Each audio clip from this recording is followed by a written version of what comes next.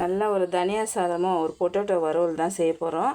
அதுக்கு 2 ஸ்பூன் உளுத்தம்பருப்பு, 2 ஸ்பூன் கடலப்பருப்பு, 3 ஸ்பூன் தனியாவை நல்லா வறுத்து எடுத்துட்டு ஒரு 5-6 காஞ்ச மிளகாய் போட்டுக்கோங்க.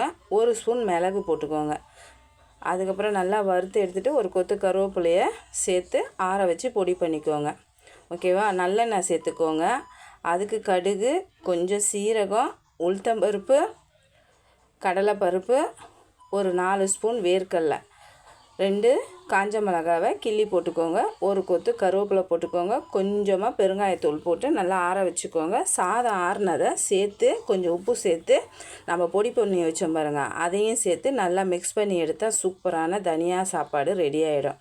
தனியா சாப்பாடு தொட்டு சாப்பிட்றதுக்கு உருளைக்கிழங்கு வறுவலுக்கு எண்ணெய் ஊற்றி வச்சுருக்கேன். சோம்பு, கருவேப்பிலை, பேபி பொட்டேட்டோ இருக்குது பாருங்கள், அது மிளகாத்தூள் போட்டு ஒரு 10 நிமிஷம் ரோஸ்ட் பண்ணி எடுங்க. சூப்பராக இருக்கும்.